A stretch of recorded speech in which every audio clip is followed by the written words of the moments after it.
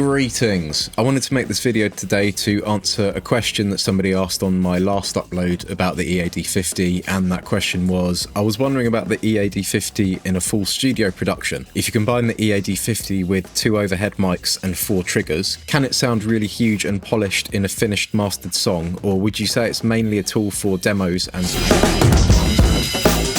Oh yeah, I love it. Oh yeah. I think it's a pretty good question to try and answer, because I'm guessing that a lot of people looking into the EAD50 are going to want to use it for recording albums or tracks and EPs with your bandmates, DIY and whatnot. So to help answer this, what I've got here today is 2 drum recordings of exactly the same song that I recorded with my pal James Mole Glazier on drums. One of these recordings was done using the EAD50 recently, and I used the included stereo DSU50 mic and 4 triggers connected to Addictive Drums 2, which you can see here. And then the other recording that I've got here was done several years ago in a professional recording studio, specifically one called Brighton Electric, and you can see that this was done with multiple mics. I've loaded both of these recordings up into a Logic session with all the stems and the backing tracks of that same song. Before I start playing you this, just a little bit of context that the track I'm going to be playing you here is actually a cover of a tune from the video game Final Fantasy VII. If you're new to my channel, then just so you're aware, I've covered and recreated a lot of music from this game and other ones in the series, and a few years ago I put together this live band project called Cactuar Collective to bring a few of my arrangements to life as a 5-piece band. There's a few live sessions on my channel that you can go check out, and what I'm going to be showing you today is the audio and the final mix from one of those sessions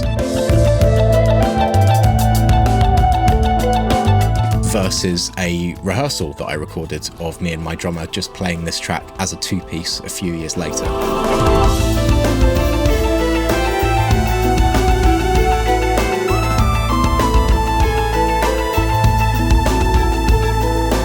Different rooms, different drum kits, same drummer. This is just me working with what I've got, and it should give you a pretty good idea or a general sense of what you might get out of recording in a studio versus the EAD50. Later on in this video, I'm also going to show off another recording that we did more recently with a slightly different setup using a few additional room mics and a session that focused purely on recording drums for a new album that we're working on at the moment.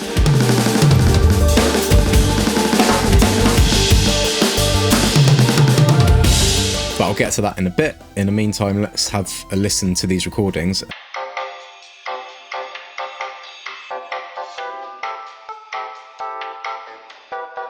So these are the raw recordings from Brighton Electric, and what that means is they're just as recorded, and let's have a listen to what these unmixed Brighton Electric drums sound like.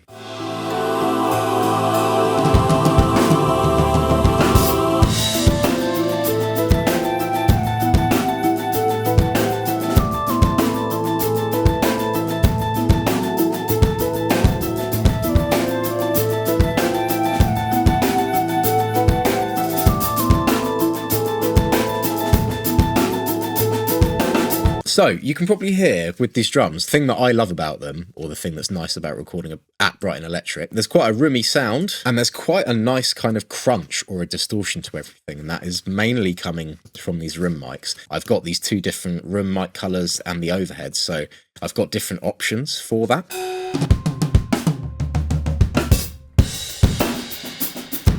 So it's that room mic 1. Apart from these driven mics, they're pretty clean recordings, but they also have a nice bit of character to them.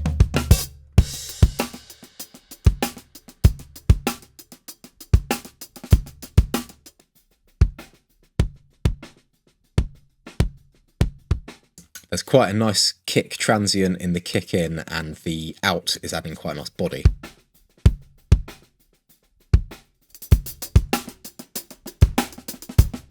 But in the context with the full mix,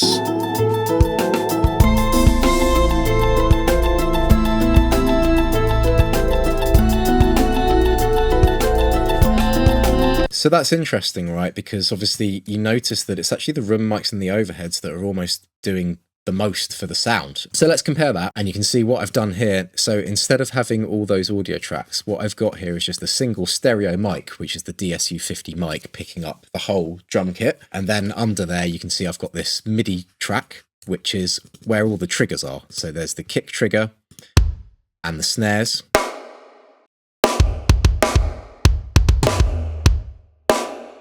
So that's how I'm reinforcing the kick and the snare from the EAD50 mic. In terms of processing on the EAD50 recordings, again, I haven't really done anything. What I've done to the EAD50 mic is just a bit of EQ to remove some top end because I thought it sounded a little bit harsh. Then I've put a clipper on that just to bring the volume of the DSU50 mic up to match what I'm getting out of Addictive Drums 2. And then I've grouped both of these together, put a bit of EQ on them again just to tame some of the high end, a bit of compression on the mic and Addictive Drums 2 to squeeze them together. Okay, today I've just spent about 45 minutes or so doing a rough mix to these Brighton Electric drums to actually have a listen to what this sounds like mixed. This is just kind of my rough home master to just basically simulate what this would sound like on Spotify and bringing it up to a roughly competitive level of an actual released streaming track. So to show you what I've done.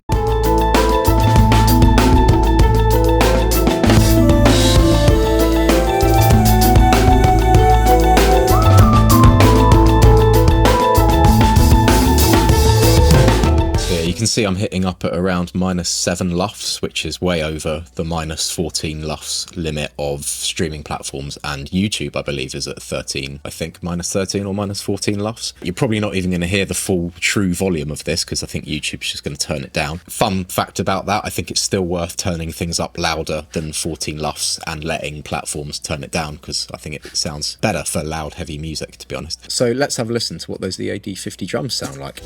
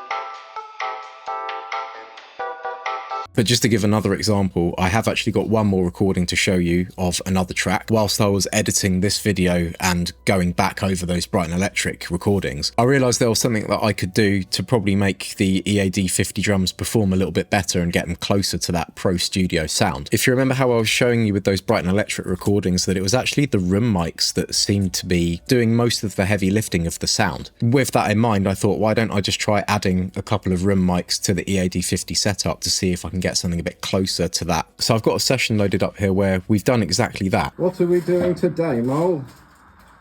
Recording some drums, We're Josh. recording drumsies, DIYsies with the Yamaha EAD50. Doing a few more mics today, in addition to the included stereo mic that you get and the triggers.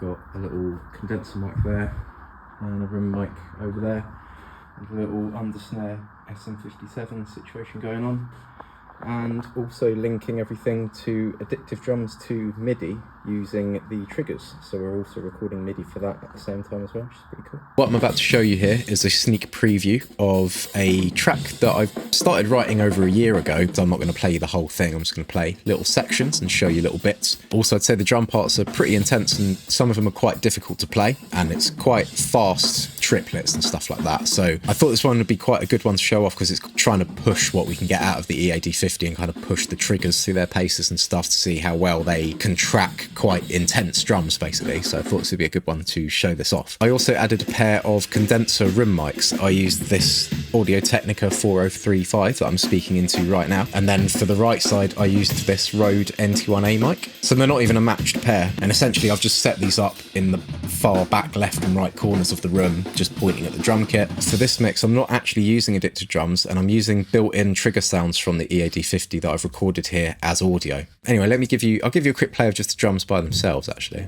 Yeah, maybe that's fun.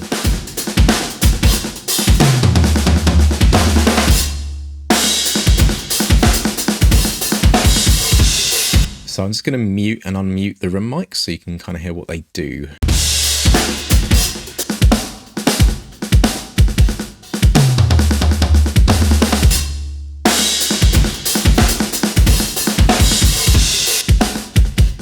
think that is actually helping the EAD50 setup to get a bit closer to what we're getting out of those Brighton Electric recordings. I'll give you a blast of the full track and show you my wonderful drummer Mole playing it live.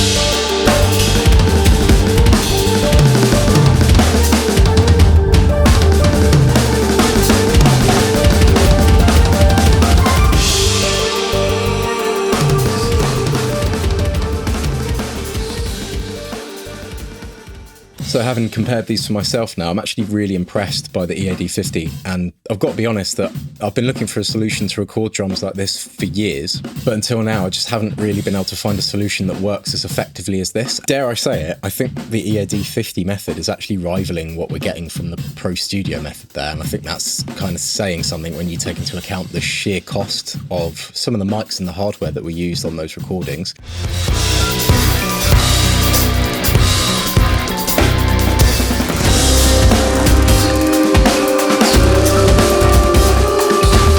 Also bearing in mind that we recorded these drums in small rehearsal rooms, and whilst they're acoustically treated, as you can probably see, and they're also air conditioned, which is pretty nice in these UK heatwave times, these rooms haven't really been designed for recording in, and practice rooms tend to be a little bit more susceptible to bleed. They're not that isolated, so if you've got a band or something going on in one of the rooms next door to you, you can easily end up getting that in your recording and having to deal with that later in the mix, or, you know, just picking up bleed of other things. Whilst we were recording these drums, there was a live dub and reggae event going on literally just down the corridor in the live venue at Brighton Electric, and obviously, as you can imagine, that's quite a loud thumping bass sound thrumming throughout the building. With the EAD50, one advantage that you've got is because you're using the DSU50 mic and triggers, they're not really susceptible to bleed or quite as susceptible to the room that you're recording in. Doesn't really affect it as much.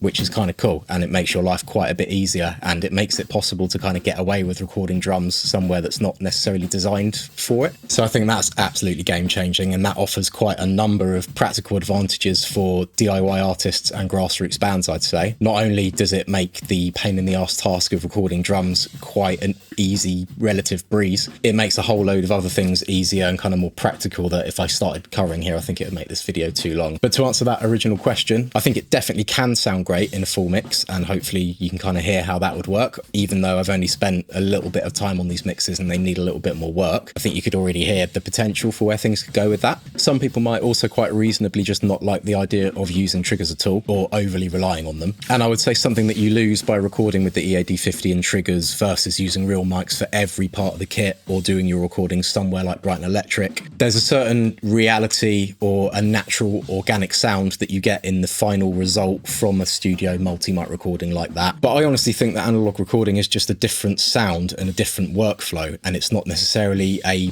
better method or a better sound to digital methods or digital workflows, and I think each are just better for different things, and I don't think you could say that one is objectively better than the other. For example, I think genres like jazz I feel call for mics and an all mic setup more so. A traditional jazz drummer, for example, might genuinely just sound better and more appropriate for the style when you record it entirely with mics. Triggers might sound a little bit off in those contexts, but in other genres like metal, modern fusion stuff, or electronic music though, triggered kicks and snares are absolutely appropriate, and that's basically how you get that sound. A triggered kick is a lot easier to work with in a mix than a mic'd kick, I would say, in my opinion, having done this a lot, because the music that we make is a bit of a hybrid fusion of electronic music with jazz fusion and metalcore and things like that.